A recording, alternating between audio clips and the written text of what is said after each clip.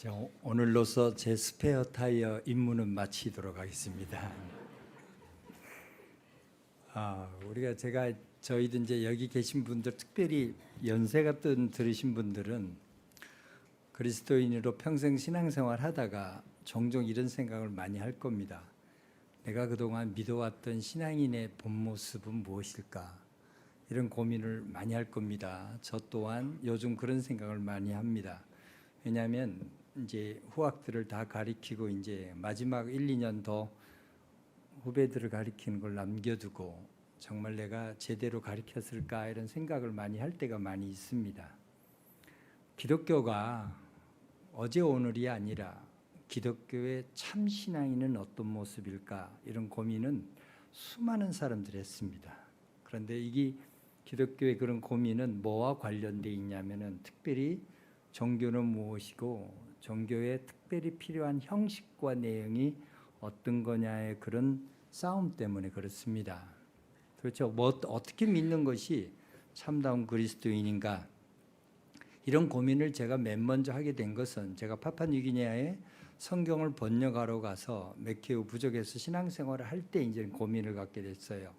마을에서 생활하다가 마을은 이제 전기 수도가 전혀 없는 곳이라서 경비행기를 타고 거기 가서 가족이 한 부족에 한 가족만 들어가기 때문에 그 생활하다가 이제 본부에 옵니다. 본부에는 전기 수도가 있어요. 그래서 마을에서 수집한 데이터, 언어학적인 데이터와 이런 모든 거를 본부에서 다시 이제 전기를 마음대로 써가면서 이제 분석을 하는데 본부에 모이면은 17개국 선교사들이 모이고 한 번씩 주일날 이렇게 예배로 모입니다. 그러면 부모들만 모이는 게 아니라 자녀들도 모이잖아요. 자녀들 모이면은 가관이죠. 여러분 자녀들이 어떻게 모이는 거 아세요? 그 당시 지금 30년 전 이야기를 하고 있습니다. 지금 여러분 상상이 안 가요. 그 당시 한국의 기독교인들은 꿈에도 허락 안 했던 내용. 자녀들이 오는데 어떤 남학생은 한가운데 고속도로를 냈어요. 머리 위에. 오른쪽에는 파란 물을 들이고 왼쪽에는 빨간 물을 들이고 어떤 아이는 자기가 라스트 모이간 아메리칸 인디안처럼 머리를 이렇게 징기스칸 머리를 하고 나타나요. 여학생은 또 가관이죠. 잠옷인지 내복인지 겉옷인지 모를 정도로 옷만 걸치고 오고 스리퍼를 끌고 옵니다. 여러분 그런 모습을 보고 여러분은 어떻게 생각하세요? 제가 이제 저래도 괜찮냐 내 친구한테 물었어요. 동료 아메리칸 유럽인들이 친구 옆에 물으니까 뭐라고 대답하는 줄 아세요? 뭐 어떡하겠냐. 지금 지네들이 우리 지금 선교본부 울타리를 쳐놓고 안에 사는데 갈 데가 어디 있고 할 것이 뭐냐는 거예요. 지 몸 지가 지지고 볶든 머리를 자르든 말든 염색하든 지 몸만 안 상하면 되지 무슨 상관이냐 이렇게 대답을 합니다. 놀랍지 않으세요 여러분? 우리 교회에서 그런 일 하면 장로가 교회 입장도 안 시키고 당장 쫓아냈겠죠. 그죠? 대답아. 여기는 CMI 교회라서 괜찮나 봐요. 굉장히 개방적이고. 여러분 이게 지금 웃지만 18세기 중반에 미국의 조나단 에드워드라는 유명한 영적 대각성을 이끌은 우리나라죠. 개신교 지도자가 있었어. 한 번씩 들어봤죠, 그죠? 조나단 에드워드. 근데 그 당시에 조나단 에드워드 지금 성령이 굉장히 지금 불이 타가지고 온 마을을 뒤집어 놓고 있는데 그런 조나단 에드워드가 성령에 충만한 그분이 무슨 말을 한 줄 아세요? 여자가 바지 입고 교회를 오면은 마귀짓이라고 했어요. 놀랍죠? 지금 바지 입은 사람 사탄의 자식들이라서 예배에 참석하지 마시고 저 이따가 예배 끝나고 오세요. 여러분 이렇게 어렵습니다. 종교인이나 신앙인 무엇이 성령의 임이고 오늘은 그래서 저희가 이렇게 한번 여러분과 같이 이 문제를 던져놓고 갈 겁니다. 그럼 오늘 말씀에 이 문제를 감사하게도 이 문제를 건드리는 영역들이 있어요. 그래서 성경을 보면서 한번 성찰해보고 우리가 이것이 어제 오늘이 아니고 우리가 죽을 때까지 싸워야 될 영역입니다. 여러분은 스스로 어떤 것이 종교인이고 어떤 것이 신앙이나 이런 질문을 한번 해보세요. 일반 사람한테 종교인 하면 굉장히 부정적인 생각이 많죠. 집단 이기주의적으로 자기만 생각하고 세상과 관계없이 지 좋은 일 한다. 이것이 종교인이라는 일반 사람들의 생각이고 또 일반 사람들이 신앙인 하면 좀 이거보다는 더 부정적인 것이 아니라 긍정적인 면을 많이 생각해요. 정말 사람들을 생각하고 신을 따르는구나. 보통 그렇잖아요. 그래 안 그래요? 또 오늘도 대답 안 하기로 작정하시고 반응 안 하기로 작정. 그러니까 잘 모르시면 대답해 주면 우리 말하는 사람 얼마나 용기가 나는 줄 아세요? 착각 속에서도 힘있게 전하죠. 그죠? 신앙인 하면 마음속으로 그래도 괜찮은 사람이구나 라는 생각을 합니다. 그래서 신앙의 본질이냐 형식이냐, 왜 이런 고민이 생길까? 왜냐하면 세상은 끊임없이 바뀌어요. 우리가 지키는 성경은 변치 않는 영원하신 말씀입니다. 이 둘이 충돌하는 겁니다.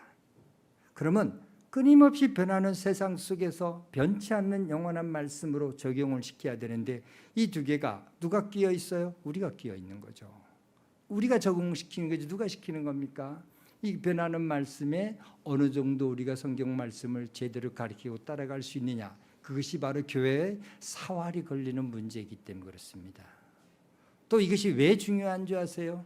제가 선교사를 평생 했고 수많은 지도자를 길러내면서 우리 선교사 시니어들이 이런 말을 해요. 아무리 우리가 훈련시켜봤자 말짱 도루묵일 때가 많대요. 왜 이런 말이 나온 줄 아세요? 선교사가 헌신돼서, CMI도 마찬가지죠. 헌신돼서 나간다 했을 때 그 사람은 어디서 자라요? 한국에서 자라요. 쉽게 말하면 말을 바꿀까요? 한국에서 원단이 짜지는 거예요. 한국교회 풍토에서. 그런데 옷을 만들려면 원단이 좋아야 옷이 좋잖아요. 그죠? 안 그렇습니까? 그런데 원단이 여기에서 짜져져 왔기 때문에 아무리 우리가 훈련을 시키고 아무리 짧은 기간 동안에 교육을 시켜도 옷이 좋게 될 리가 없는 거죠. 잘 알잖아요. 안에서 새는 바가지 바깥에서 샌다고 그러죠. 그렇잖아요. 선교사가 따로 있나요? 아니죠. 목회가 따로 있나요? 제가 가면 갈수록 선교와 선교 일이나 목회 일이나 어느 문화만 다른 영역이지 똑같이 예수 그리스도 제자 되는 모습은 다 같은 모습을 이렇게 하나씩 수렴돼 간다는 걸 제가 봐요. 그래서 오늘은 그러면은 어떻게 하면 좋을까? 그래서 오늘 이 본문 말씀 가지고 먼저 한번 나눠보려고 합니다. 먼저 들어가기 전에 여기 보면은 사도행전 6절 8절에 스데반이 은혜와 권능이 충만하여 큰 기사와 표적을 민간에 많이 해왔다고 그랬어요. 여러분 스데반이 누군가 하면은 성경 본문 6장 1절부터 읽어보면 누군지 나타나요. 헬라파 유대인들인데 교회가 이제 확장되면서 성령의 능력으로 복음 전도하는 사람이 많이 해서 교회로 들어오게 생겼어요. 들어서 그때 누가 들었느냐? 헬라파 유대인들이 들어왔어요. 이상하죠? 왜 헬라파 유대인으로 했을까? 정통 유대인도 있는데, 근데 많이 했는데 이 헬라파 유대인들은 지금 현재 우리 재미동포로 생각하면 돼요. 재외동포, 재미가 아니라 제1도 있으니까 재외동포. 우리나라 사람인데 해외에 많이 살다가 한국에서 사는 사람이에요. 그 당시 유대인들도 유대인인데 헬라 지역에 왜 헬라파라고 붙었냐? 여러분 그레코 로마이라는 말을 들어봤죠? 들어봤죠, 그죠? 역사에 들어봤습니다. 못 들은 사람 구글 신한테 또 물어보세요. 그러니까 왜냐하면 정치적으로는 로마가 제국을 로마가 통치하고 있었지만 언어 문화적으로는 헬레니즘이 다 지배하고 있어서 로마 제국이었지만 그레코 로마라는 말을 썼습니다. 그레코라는 말은 그리스 언어를 쓰죠. 그러니까 공용어가 뭐냐면 그리스어였고요. 그래서 헬라파 유대인 하면은 겉은 유대인인데 말은 무슨 말 써요? 그리스 말을 쓴 거죠. 헬레니즘의 영향을 받아서. 왜 우리나라도 그런 게 있잖아요. 그래서 정통파 유대인이 헬라파 유대인을 보니까 이 언어 말도 다르고 행동도 모습이 다르겠죠, 그죠? 왜 한국에도 왜 제외에서 오래 산 사람 한국 오면 말이 좀 어눌하고 행동도 어눌하잖아요. 그래서 정통 유대인들이 헬라파 유대인을 볼 때마다 꼭 이런 말 써서 너무 미안해요. 사쿠라 같으세요. 변절자나 정통 유대인을 훼손시키는 자로 본 거예요. 그래서 교회에서 이렇게 과부들을 구제하는 데서 헬라파 유대인을 쏙 빼버렸습니다. 그렇겠죠, 그죠? 왜? 못 믿겠거든, 저놈들. 저놈들 저 크면 우리 정통, 교회의 정통을 훼손시키는 자라서 쟤네들을 뺐다는 말이에요. 한국에도 그랬죠. 한국이 옛날에, 지금은 그런 거 없어요. 하도 해외를 많이 다니니까. 한국에도 와서 이렇게 또 오면은 재외동포가 와가지고 막 발음이 잘 안 되고 하면은 막 눈을 아래에 우리가 떴죠. 안 떴어요. 그럼 한단 소리가 지가 바다를 먹었으면 얼마나 처먹었다 이랬죠. 왜 한국 혀 짧은 소리 하냐 이래서 안 했어요. 그 왕따 시키고 그랬다는 말, 똑같은 상황이에요. 인간이 어디 안 가요. 그런데 문제는 이들이 그리스도인이었어요. 그리스도인도 이렇게 차별을 줬다는 말입니다. 여러분, 우리는 거기 자유롭나요? 그렇지 않죠. 지금 우리 스스로도 봐도 똑같은 말들이에요. 그런 사람들이 그러는데, 근데 그때 헬라파 유대인만 있었던 게 아니라 오늘 본문에 보니까 또 다른 헬라파 유대인이 또 있어요. 복잡해지죠. 우리나라 지방색처럼 달라집니다. 지금 헬라파. 그런데 얘네들을 누구냐? 자유민들이라 했습니다. PPT 보면은 또 다른 헬라파 유대인이 있는데 이들은 이른바 자유민들이라고 그랬어요. 또 프리드만이라 해가지고 자유롭게 된 사람이에요. 그런데 이 사람들이, 이 자유롭게 된 사람은 같은 헬라파 유대인인데 성격이 좀 달라요. 뭐가 다르냐면은 한때는 노예였다가, 좀 다르죠. 그냥 순수한 재외동포와 한때 노예에 있다가 노예 생활에서 자유를 되찾은 사람입니다. 이 사람들이 와서 교회 내에 같이, 이때 교회는 들어왔는지 안 왔는지 본문에서는 확실치 않아요. 아마 이들은 교회에 안 들어오고 예루살렘에서 같이 살았던 것 같아. 그래서 헬라파 유대인인 그리스도인이 있었고, 그 다음에 자유민들, 다 같은 헬라파 유대인이지만 한때 노예 생활에다 자유로운 사람이 함께 살고 있었어요. 거기에 논쟁이 붙었습니다.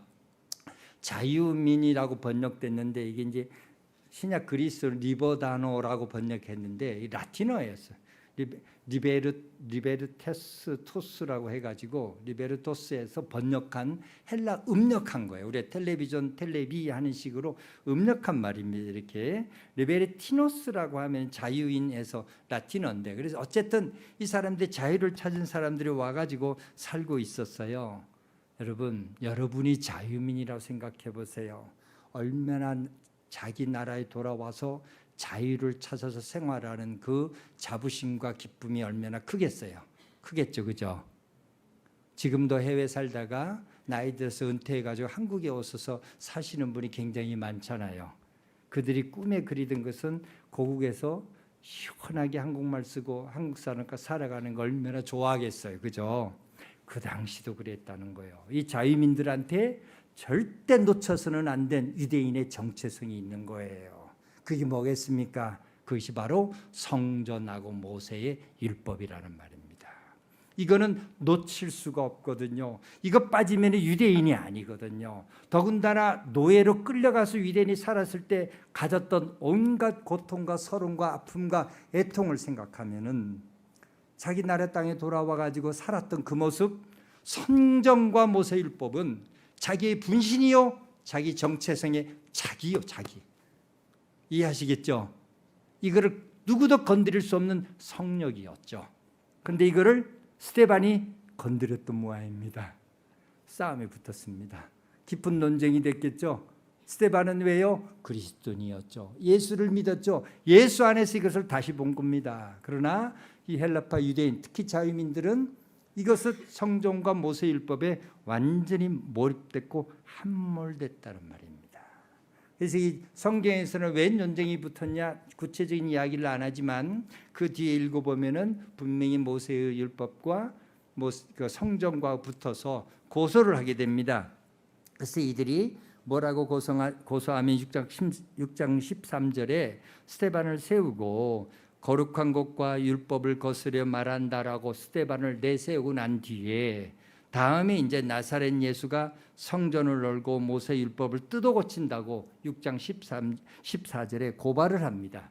여러분 성경을 보면은 6장 14절에 나사렛 예수가 성전을 헐고, 처음에 고발할 때는 6장 13절에는 거룩한 곳과 율법을 거슬려 말한다고 했어요. 그런데 나중에 이제 고발할 때는 나사렛 예수가 성전을 헐고 모세 율법을 뜯어 고친다고 이렇게 고발을 한 겁니다.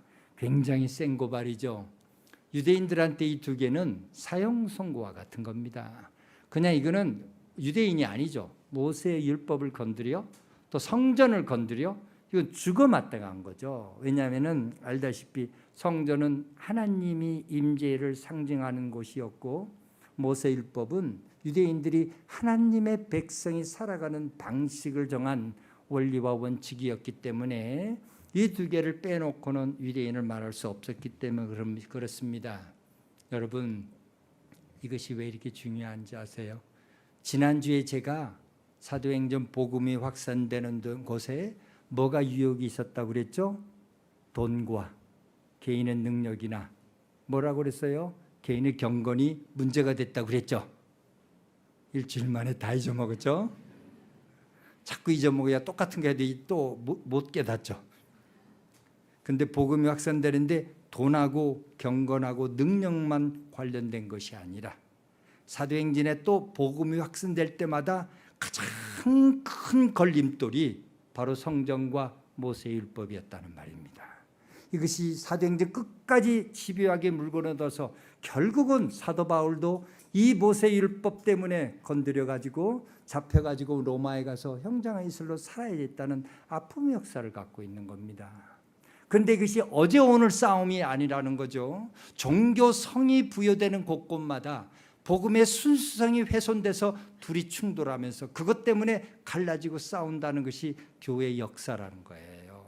그래서 오늘 이 두 가지 내용은 정말로 우리가 깊이 생각할 내용이에요. 그래 고발하니까 스데반이 일어나서 이제 변호를 해야 되냐 하잖아요. 이건 사형 선고에 같으니까 사내들인 공회에서 스데반 보고 야 이게 사실이냐 이렇게 물었습니다. 나중에 집에 돌아가서 또 6장 7장 꼭 읽어보세요. 지난번 숙제 내준 거 읽어보셨어요? 저 설교자는 설교를 하랬더니 숙제만 내준다 이런 생각하지 마시고 오늘 집에 가서 6장 7장 다 읽으셔야 돼요. 내킨 김에 스데반 관련된 11장까지 다 읽으셔야 돼요. 대답 안 하시는 거 보니까 주님 아시죠? 다 아시죠 주님? 다 읽어보세요. 어쨌든 그래가지고 이제 스데반이 변론을 합니다. 부형들이요. 이때부터는 이제 제가 번역 선교했는데 이 우리나라 개혁개정 너무 재미없어요. 경상도 말로 다 바꿔야 돼. 이제부터는 스데반이 변호해야 돼. 대구 사람이라며 아버지 행님요 들어보이소 이렇게 나왔어요. 그죠? 그러면 안 졸겠죠. 애들이 성경 읽다가 수면제를 안 써요. 아버지 행님요 들어보이소. 아브라함부터 한번 봅시다. 여러분 아브라함 잘 아시지? 이래가면서 스데반이 변론합니다. 하나님의 아브라함 부르실 때 아브라함은 어디 있었습니까? 아버지 행님요 어디 있었는지 아요? 메소포타미아에 있었습니다. 뭔 소리입니까? 하나님이 그곳에서 아브라함 부르셨고 메소포타미아의 땅이 하나님의 거룩한 땅이 이거 아닙니다. 제가 저를 건너뛰었어요. 시간 때문에. 자, 메소포타미아 또 아브라함이 거기에서 불러서 그 갈대아 우르에서 하란까지 와서 살고 하란에서 약속의 가나안 땅까지 왔는데 그때 하란도 약속의 땅이 아니요 메소포타미아 땅도 하나님의 약속의 땅이 아닙니다. 그런데 하나님이 아브라함을 불렀습니다. 그런데 하나님이 약속의 땅 가나안 땅 살 때 아브라함은 죽을 때까지 딱 그 땅 소유하지 못했습니다. 이러면서 차근차근 스데반이 변론해 가기 시작합니다. 아버지 행님요 성전만 거룩한 땅이라고요? 그런 게 어디 있어요? 성경 다시 한번 찾아보세요. 우리 조상들 어디 살았어요? 가나안 땅에 사는데 땅 한 톨 갖지도 못했습니다. 요셉을 한번 봅시다. 요셉 어디 갔어요? 이집트 가서 살았어요. 우리 조상들 이집트에서 살다 죽었어요. 야곱도 거기 죽었고요. 나중에 뼈를 갖다가 갖고 오는데 세겜 땅에 묻었는데 세겜이 우리나라 땅입니까? 사마리아 땅 아닙니까? 이러면서 스데반이 차근차근 진행하기 시작합니다. 여러분 얼마나 이 메시지가 이게 중요한 메시지인지 모릅니다. 성전 하나님이 계시니 임재의 상징이라고요. 하나님이 어디 그런 데만 있습니까? 저 메소포타미아 이방 땅 이집트에 살았던 우리 조상 또 가나안 땅 어디를 살든지 하나님과 함께하는 그곳이 하나님이 있는 거룩한 땅이지요. 이것이 바로 스데반의 메시지였습니다. 성전이 있는 곳이 아니라 또 이렇게 말합니다. 무슨 성전이 특별한 장소나 건물이 거룩하다는 곳이 어디 있어요? 우리나라 사람한테 찔리는 말들이죠. 스데반도 똑같은 말이 2000년 전에 했다는 말입니다. 그리고 모세율법 한번 봅시다. 아버지 행님요, 하나님께서 아브라함에게 가나안 땅을 유업으로 주신다고 했을 때 모세율법 어디 있었어요? 하나님의 약속밖에 없지요. 하나님이 약속 믿고 살았지 모세율법이 어디 있어요? 할례 언약을 받을 때도 모세율법이었어요? 하나님의 약속이었지. 이것이 바로 사도행전 7장에 다 나와 있는 내용들입니다. 한번 집에서 읽어보면은, 그리고 여러분, 너희들이 나사렛 예수 그리스도가 성전을 헐고 모세율법을 헌다고요? 아이고, 우리 조상들 한번 보세요. 광야에 장막이 있었는데 그 장막에 하나님을 경배드리는 장막이 있었는데 하나님을 제대로 경배하고 모세율법을 따랐습니까? 알도 말도 마이서. 우리 조상들은 그 장막에다가 몰로고 장막을 세우고 아이들을 죽여서 희생제물로 드리고 하늘의 별들에게 절하는 우생숭배를 했다 아닙니까? 뼈 아프죠, 그죠? 여러분, 이 스데반의 이 말하는 모습을 상상을 하면서 성경을 읽어야 돼요. 그냥 읽으면 재미없어요. 이게 얼마나 가슴에 푹 받쳐서 말도 안 되는 짓 가지고 걸거 넘어지는가를 보고 스데반이 고발하는 장면입니다. 우리 조상들이 이집트에서 이스라엘 백성을 이끌어낸 모세조차도 순종했습니까? 안 했다 아닙니까? 스데반의 말입니다. 틈만 나면은 모세의 말을 거부하고 거절만 했다 아닙니까? 그리고 마지막으로 스데반이 한마디 더 합니다. 성전, 여러분이 자랑하는 성전 어떻게 지어준 줄 아십니까?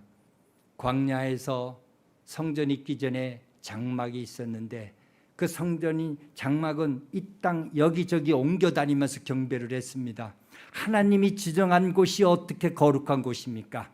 가는 곳곳마다 경배를 드렸는데, 그리고 장막을 여호수아가 가나안 땅으로 가지고 들어갔고 다윗에게 물려주지 않았습니까? 사도행전 7장 44, 45절입니다.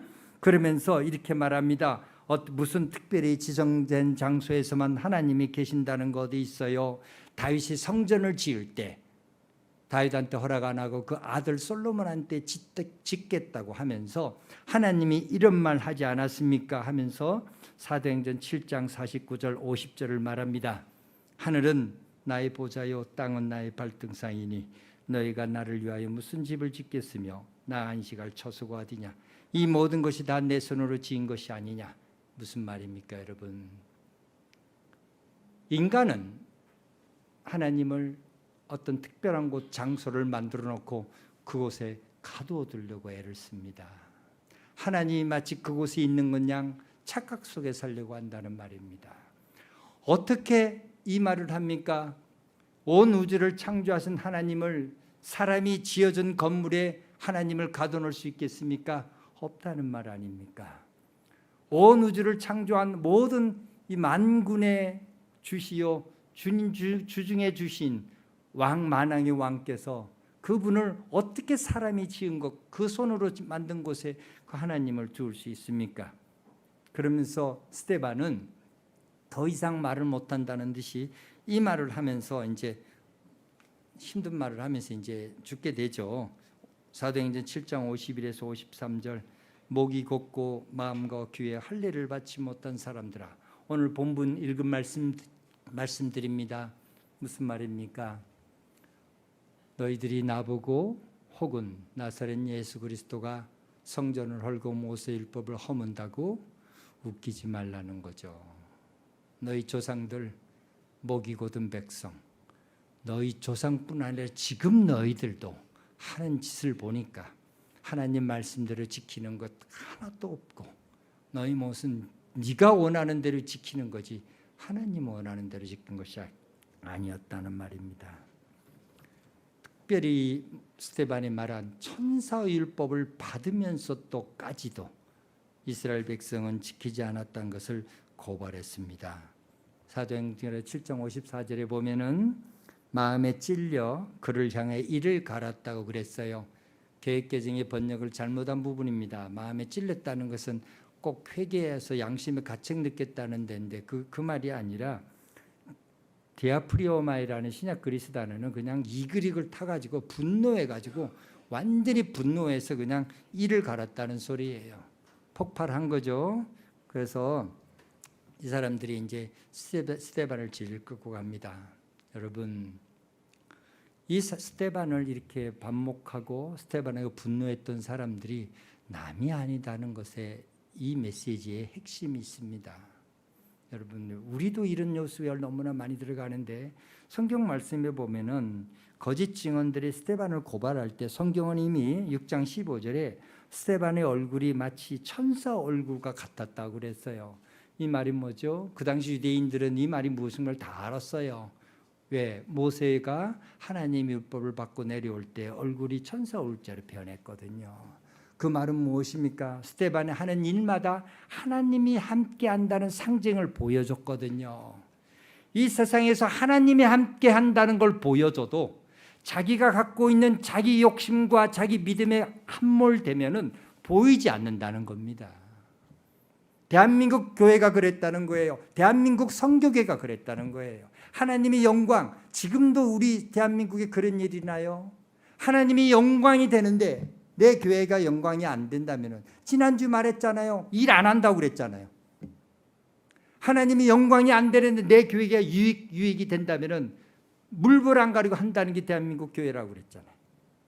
여러분, 가슴에 양심을 놓고 해보세요. 그러면 선교사가 아무리 선교사들도 형제간에서 안 싸우겠죠. 하나님 영광만을 위하면은. 왜 거기서 그렇게 싸우고 왜 그렇게 잡음들이 일어나죠? 하나님의 영광을 보지 않죠. 자기 영광을 보는 거죠. 똑같은 거죠. 이런 일이 보여줘도, 하나님이 하신다는 걸 보여줘도 거부하는 겁니다, 여러분. 저는 이것을 애석하게도 지나간 3년 코로나 기간 동안에 대한민국 교회의 민낯을 다 봤습니다. 코로나 터지자마자 제가 페이스북에 올려서 하나님이 주신 철의 기회라고, 우리나라 교회가 여기 하나님이 주신 기회니까 이 기회를 정말로 약하고 힘든 자 문 열고 교회들 그들을 도와주기 나서면은 교회가 다시 일어선다고 그렇게 외쳤건만 말도 오라지게 안 들었어요. 진짜 오라지게 안 들었어요. 그러면은 이들은 어떤 짓을 할까요? 이들은 자기가 말한 것도 무슨 짓 하고 있는지 모르죠.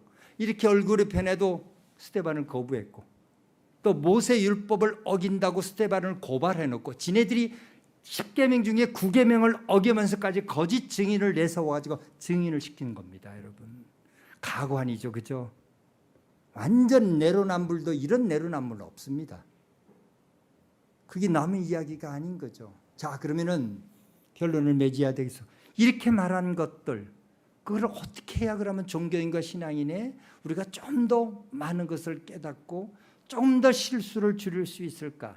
세상이 이렇게 변해가는데, 저는 이것을 우리나라 교회가 복음, 예수 믿으면 구원받는다는 것은 너무 함몰됐다고 봐요. 너무 거기에 강조하다 보니까 하나님이 이 세상을 창조한 큰 원리를 자꾸 잊어먹고 사는 것 같아. 그래서 대신 오히려 거꾸로 하나님이 이 세상을 창조한 것으로 저는 돌아가야 된다고 봐요. 그래서 이런 추악한 종교인과 세상을 통합적으로 보려면은 이 도표를 보면 한번 볼 수 있을 것 같아요. 하나님과 세상이 사람을 만들었는데 이것이 하나님이 준 창조 질서입니다. 사실은 이게 망가져가지고 우리가 이 지금까지 예수 그리스도가 나중에 훗날에 와야 되고 우리가 예수를 믿게 되잖아요. 그럼 거꾸로 돌아보면 예수를 믿었으면 하나님이 워낙에 처음부터 창조한 이 질서를 좀 아름답게 가꾸는 노력도 우리가 해야 되잖아요. 물론 이 땅 가운데 완벽하게 할 수는 없지만 이것을 해야 되는 것이 그리스도 의무잖아요. 구원을 갖다가 내가 예수 믿고 천국 간다 이런 생각을 하지 마시고, 천국은 하나님 나라는 지금부터 시작해서 죽을 때까지 있으니까 이 땅에 살면서 하나님의 창조 질서를 회복한다는 마음으로 가지면은 구원이 더 확장되는 느낌도 있을 거 아니에요. 그죠? 또 그주해도 반응도 안 해줘. 안다고 간주해요. 구원을 조금 더 우리가 하나님 영생 가는 것도 맞지만, 하나님 나라에서 살아가는 것도 맞지만, 살면서 우리가 하나님 나라 망가진 세상을 회복시키는 그 책무도 갖고 있는 거 아니겠어요? 맞잖아요, 여러분. 그게 아름다운 신앙인이잖아요. 그래서 이게 세 개를 제가 이제 구체적으로 못하니까 잠깐 훑고 지나가겠습니다. 그 어떻게 회복하면 될까? 그래서 이제 이 세 가지를 한번 도전을 던지면서 제가 말을 맺히려고 그래요. 먼저 하나님, 종교인과 신앙인의 극명한 차이는 하나님부터 달라진다고 봐요. 그 왼쪽에 이제 글이 빠졌는데 왼쪽이 종교인이고 오른쪽에 이제 신앙인이에요. 하나님과 관계는 종교인들은 하나님이 나를 위해서 있어야 되는 거야. 신앙인들은 내가 하나님을 있어야 되는 거. 이것이 이제 단순한 차이 같이 보여도 아주 중요한 차이점이죠. 중심이 하나님이냐 나라는 싸움인 거 아니겠어요? 경배도 그렇고. 이 종교인과 신앙인의 아주 멋진 차이를 아주 잘 쓴 책이 있어요. 아주 그렇게 크지도 않죠. 얇은 책이 하나 있는데 여러분 한번 들어봤을 거예요. 이런 책 들어보셨죠? 그죠? 강아지 성도 고양이 신자라고 있어요. 근데 이 번역이 책 제목이 약간 달라요. 그러니까 Cat and Dog Theology거든요. 실제로 번역하려면은 강아지 신학 고양이 신학 강아지 신학이래야 돼요. 근데 진짜 이거를 내용을 의미해서 바꾸려면은 이렇게 바꿔야 돼요. 고양이 종교인, 강아지 신앙인 해야 돼요. 왜냐하면은 고양이와 강아지 어떤 차이가 있죠, 여러분? 고양이는 모든 것을 고양이와 강아지한테 주인이 똑같이 해주지만 고양이는 이렇게 생각한대요. 내가 하나님인가 봐. 우리 주인이 역시 내가 배고플 때 알고 밥 주고 내가 더러울 때 알고 목욕시켜주고 깨끗해 주는구나. 근데 똑같은 것을 해도 강아지는 어떻게 하냐면 역시 우리 주인은 하나님인가 봐. 내가 배고플 때를 어떻게 알고 밥도 주고 내가 더러운 걸 어떻게 알고 나를 씻겨주지? 이렇게 반응해요. 근데 이 고양이와 강아지 특징이 있죠. 고양이는 주인이 오든 말든 신경도 안 쓰죠. 피아노 앉든지 소파에 앉아가지고 주인이 오든 말든 쳐다보고 있지 않아요? 고양이 아니에요. 그게 안 키워보셨어요? 강아지는 주인이 오자마자 그냥 온갖 아양을 떨고 꼬리 흔들고 이러죠. 경배하고 있잖아요. 참 믿으시네. 고양이는 경배는커녕 그냥 쳐다보지도 않지 이렇게. 왜? 지 마음에 안 들면은 완전히 고양이 자기 중심이에요. 근데 그러다가 이제 주인이 기분 나쁘다고 문 열고도 고양이 한번 빵 발로 차면은 고양이 절로 가서 그냥 깨갱거리죠, 그죠? 그렇게 경배를 했는데도. 그러면 고양이는 어떻게 해요? 고양이를 주인이 조금이라도 찼다. 그러면 주인을 핥히고 내려가는 고양이고, 강아지는 어떻게 해요? 거기 맞고 저 뒤 가서 왜 주인이 나를 때렸을까? 땅 파고 그냥 주인 눈치 보고 이러고 있잖아요. 예. 굉장히 선량한 눈물 흘리면서 눈동자로 주인 쳐다보는 강아지 모습 보셨어요? 옛날 우리 누님이 중국 푸친가 시춘가 있죠. 중국 왕실에 키운 그 애를 보니까 진짜 똘똘해 애가. 그냥 눈물 쳐다보고 이렇게 쳐다보고 있는 거야. 무슨 말입니까, 여러분? 그것이 바로 우리 신앙이래요. 말이 좀 거칠지만 이런 인사하는 것도 좋겠죠. 여러분 스스로 한번 생각해 보세요. 나는 고양이 신앙인인가? 좀 너무 말이 거칩니다. 죄송합니다. 개 같은 신앙인인가? 우리가 살아갈 때 나는 여기에서 극명히 갈라진다고 봐요. 신앙의 종교인과 신앙인은 하나님과 경배도 마찬가지죠. 경배가 나를 위해서 경배하는 거냐, 하나님에서 경배하냐. 성가대에 얼마나 신실하게 불러. 아까 여기 송 하시는 분들, 송 너무 은혜를 받았어요. 제가 빈말이 아니에요. 가수들은 아니지만 아름답게 주를 위해 부르는 것 소리가 너무 커가지고 제가 놀랐어요. 얼마나 아름다운지 않습니까? 그런데 가면 갈수록 성령이 떨어지고 하나님 중심으로 경배 안 하니까 교회는 점점 더 화려해지죠. 점점 더 꾸며야 되고 점점 더 돈을 쏟아 부어야 돼요. 그런 상황으로 바뀌어가는 거예요. 섬김도 마찬가지죠. 섬김도 강제적으로 돼야 되고. 왜 강제적으로 섬김을 하나요? 빨리 이루고 싶어서 하잖아요. 우리나라 교회 건축 지을 때도 왜 강제적으로 해야 되냐요? 빨리 지으려고. 이 성전이라는 말 보십시오. 얼마나 하나님 중심과 사람 중심이 다른가. 보시면 재밌어요. 글자를. 지금 전 세계에서 교회당을 성전이라고 하는 말은 대한민국 교회와 몰몬교밖에 없어요. 우리나라 교회는 이단입니다. 죄송합니다. 요 말만 따지 마세요. 가톨릭도 성전이라는 말 안 써요. 성당이라고 쓰지. 그 더 웃긴 건 우리나라가 큰 교회당 지을 때는 성전 건축인데 작은 예배당 지을 때는 아무도 성전 건축이라 안 쓰고 예배당 건축이라고 적어요. 무슨 모티베이션이에요 여기? 무슨 동기 유발이죠 그렇게? 왜 그럴까? 그거 다 쓸데없는 짓이죠. 하나님의 영광이 아니죠. 우리를 위한 거죠. 우리를 위한 거. 나를 위한 거고 우리를 위한 거죠.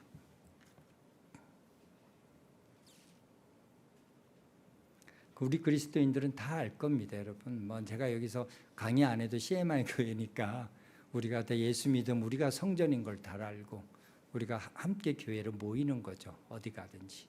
우리가 옛날에 그랬죠. 한국에 처음부터 하나님 만나려면 기도원 가라 그랬죠.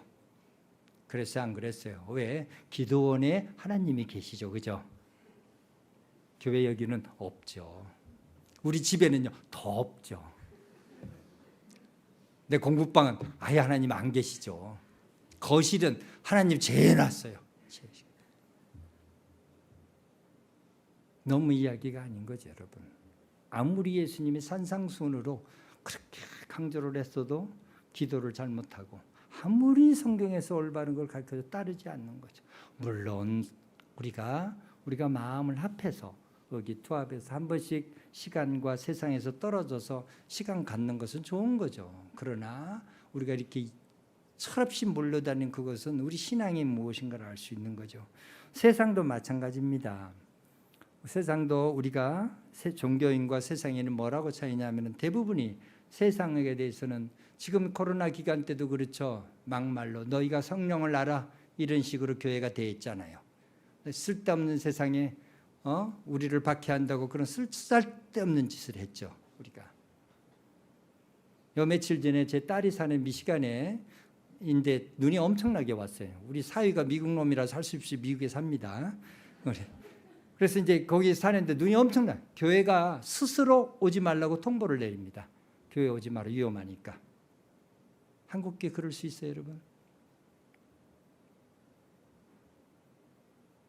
우리는 우리가 지금 어디 교회당에만 하나님이 더 있고 기도원에만 하나님이 더 있다고 그렇게 믿으면은 아직도 우리는 정령 숭배에서 벗어나지 못한 겁니다. 샤머니즘이요? 그게 샤머니즘이 정령 숭배 일종이잖아요. 그것에 벗어나지 못한 우리들입니다. 세상과 분리할 때 세상 사람들은 우리 종교인은 뭐냐? 내가 선택받은 것에 더 강조를 합니다. 내가 너네랑 다르다는 거예요. 니캉 내캉 달라 이런 거예요. 근데 신앙인들은 그렇게 생각하는 거예요. 하나님을 사랑하는 거나 이웃을 사랑하는 것이 같은 것으로 보지 차별을 두지 않는다는 거예요. 그래서 아름다운 신앙인으로 바뀌는 거예요. 종교인은요 차등을 두는 거예요. 그래서 주일날 현지인들한테 너 이래 나 예배 갔다 올 때 이런 짓을 하는 거예요. 교회가. 누가? 장로가요. 안성에 있는 저 안산에 있는 공단에 외국인들이 많이 있는데 외국인들이 일하는 그곳에도 너는 여기 일하고 있어 나 교회 갔다 올게 이런 식이에요. 현지인들 봉급을 제대로 안 주고 띄어먹으면서 11조 더 내는 것 말도 안 되는 거예요. 이것이 종교인과 신앙인의 사이가 이런 거예요. 그래서 이들은 세상에 대해서 변증학적인 자세로 안 나가요. 그게 무슨 말이냐? 세상에 대해서 굉장히 고압적인 자세로 가요. 그 틈만 나면은 그냥 세상을 비판하고 세상한테 그냥 저돌적으로 대들어요. 그런데 이것이 총칼이 없을 때만 그래요. 대한민국 기독교 역사를 보면 참 부끄러운 역사가 많습니다.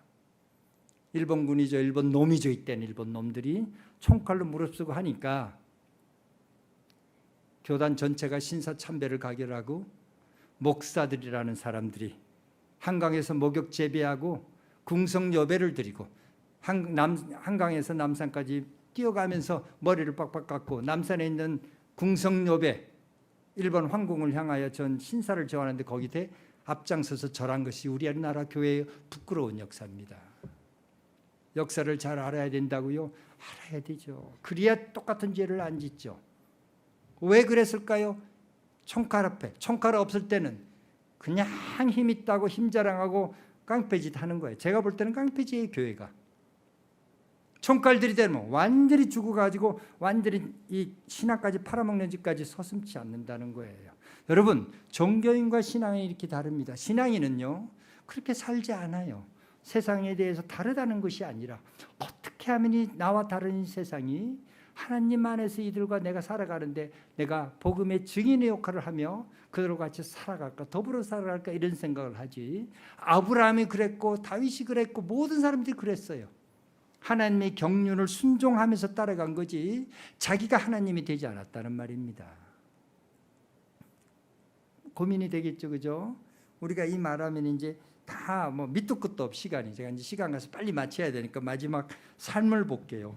삶을 봐도 세 번째 이렇게 사람이잖아요. 이 삶이라는 것이 우리나라 말이 아름다워. 사람과 관계 속에서 있는 게 삶인데, 이 사람들 관계에도 실천적 무신론이라고 그래요. 그 말은 뭐냐면은 주일날만 예수를 믿고 평일날은 예수 없는 것처럼 행동하는 거예요. 자녀들한테 행동하고 부인한테 하고 남편한테 행동하고 직장인한테 행동하는 거예요. 그게 종교인의 모습이죠. 종교인의 모습은 이 세상에서 복과 권력을 취하려고 그러죠. 더 오래 살려고, 더 많은 복을 누리려고. 그러나 참다운 신앙인 것은 비교를 하지 않죠. 내가 이 땅에 사는 것, 사람들 능력 많은 사람 박수 쳐주고 능력 없는 사람 안아주려고 그러고 자기가 가졌던 거 아무리 작고 소박해도 그걸 옆에서 나눠주려 하는 것이 신앙인의 모습이라는 말입니다. 예수님이 그런 법을 만들어 놨죠. 너는 이 세상의 증인인 거죠. 성령이 임하시면은 증인이 되라가 아니라, 증인이 명령이 아니라 증인이 되는 겁니다. 진짜 하나님이 영이 임하시면은 누가 하라 마라 안 해도 하나님답게 거듭나고 살아간다는 말이에요. 안 그렇습니까, 여러분? 우리가 이것을 좀 고민 좀 해야 됩니다. 물론 이 세상이 영원한 집은 아닙니다. 우리가 살면서 어려운 것 당하죠. 그러기 때문에 교회가 필요한 거고, 그러기 때문에 기도하는 거고, 그러기 때문에 애통하는 거잖아요. 그죠? 왜 기도합니까? 잘 되면 기도하겠습니까, 여러분? 이 세상에 사는 것이 힘들죠. 모두가, 저희들 아는 게 다 힘들죠. 성도들만 힘든 게 아니라 목사, 선교사 다 힘들죠. 그래서 하나님 앞에 기도하는 거죠. 자기가 할 수 있는 능력이 너무나 제한되어 있거든요. 자기가 할 수 있는 것이 변화가 너무나 작거든요. 그래서 애통해하면서 하나님 나를 사용해 달라고 간구하는 거 아니겠어요, 여러분? 여러분 살면서 몇십 년 산다고 해도 여러분 주변을 통해서 얼마나 많은 사람들이 변하겠습니까? 얼마 없지 않겠습니까? 그죠? 그러니까 하나님 앞에 나다는 거죠. 하나님, 내가 하는 것이 이렇게 부족한데 정말 이래도 되겠습니까? 어떻게 하는 게 좋죠? 그래서 하나님께 간구한다는 말입니다. 그 당시 스데반 시대에 유대인들이 성경과 모세 율법이 우상이었다면은 대한민국 교회는 예배당을 성전이라 하는 우상이 있고, 모세 율법을 무슨 교회 성장을 위한 원리나 원칙에 함몰되는 또 우상이 있습니다. 제가 사랑의 교회에 거기서 청년부터 예수를 믿고 거기 교육자였고, 거기 사랑의 교회 1호로 파송 간 사람이에요. 옛날에 옥하는 목사님 그 서울 사랑의 교회에서 제가 있어서 너무나 잘 압니다. 1980년에 예수를 믿었는데 옥 목사님이 1978년에 개척을 했거든요. 그래서 저희를 키우면서 옥 목사님들이 제자 훈련을 열심히 시켰습니다. 근데 제자 훈련은 사실은 넘을 것이 아니에요. 옥 목사가 평생 동안 싸웠던 영역이에요. 그래서 거기에는 옥 목사만이 해야 되는 영역이 있고 은사가 있는 거예요. 그래서 옥 목사님이 개척할 때도 그렇게 교회가 클 줄 아무도 생각 안 했어요. 옥 목사님 스스로도 생각 안 했습니다. 우리한테 여러 번 말했거든요.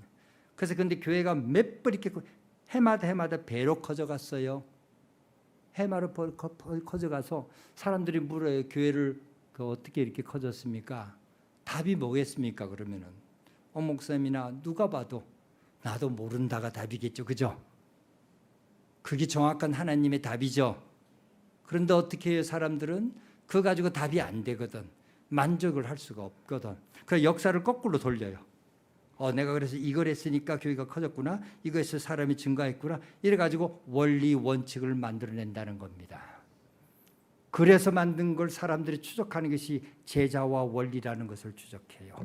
그것 따르면 망합니다. 왜 망하는 줄 아세요? 자기 것이 아니거든요. 옥 목사님이 하시면 성공하십니다. 왜냐? 자기 거거든요. 평생 싸웠던 영역이라는 말입니다. 대한민국 교회가 제가 24살 때 예수를 믿고 지금까지 44년 동안 평생의 원리를 보다가 내가 지금 눈으로 보고 있어요. 해가 바뀔 때마다 바뀝니다. 원리가. 뭐 두 날개, 십자가, 뭐 별소리 다 나와요. 이제 십자가, 영성, 제자 훈련 때가 되어 바뀐다는 거예요. 여러분. 이것을 다들 있잖아요. 이것을 왜 따라하느냐? 교회가 성장하기 위해서 따라하는 거예요. 신기하잖아요, 여러분. 굉장히 작은 교회 위대한 신앙인들이 있습니다. 그 말 아무도 안 들어요. 제 말 무슨 말인지 아시겠죠? 진짜 원리를 그분 말을 들어야 원리가 진짜 나오겠죠? 대답 안 하시네. 이것이 인간의 욕심이라는 거예요. 제가 말을 맺겠습니다. 여러분한테 똑같은 메시지가 하나님이 경고해요. 여러분의 삶의 이야기는 무엇입니까? 세상 사람들이 듣고 싶은 겁니다.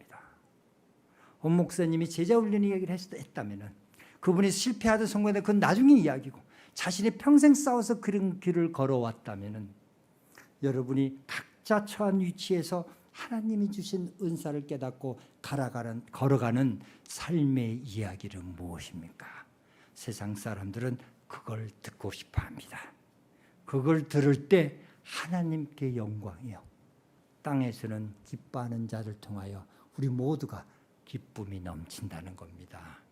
사랑하는 성도 여러분, 신앙인들은 특별한 장소 찾고 특별한 원리 찾고 이런 것이 아니라, 아무리 세상이 요동치고 아무리 세상이 바뀐다 하더라도 예수님이 주었던 하나님 사랑과 이웃 사랑 이 두 개를 같이 부둥켜 안고 살아가는 삶의 이야기를 써내려가는 사람이라는 걸 아시고, 또 이렇게 서목사님 돌아오실 때까지 저는 이제 무대에서 사라집니다. 그 말씀을 붙들고 꼭 사시기를 예수 그리스도의 이름으로 축원드립니다. 마지막 하나, PPT 보면은 일반 사람들은 스데반의 이런 죽음을 돌에 맞아 질질 끌려 죽었거든요. 허무하다고 합니다. 그런데 스데반 이야기는 여기서 끊어지지 않죠. 계속 이어져 가지고 스데반의 박해 때문에 쫓아났던 사람들이 또 안디옥 가서 이방 땅에서 교회까지 세우는 아름다운 이야기입니다. 여러분 삶의 이야기도 단 하나도 헛된 삶이 없음을 예수 그리스도 안에서 믿고 사시기를 축원드립니다. 기도하겠습니다.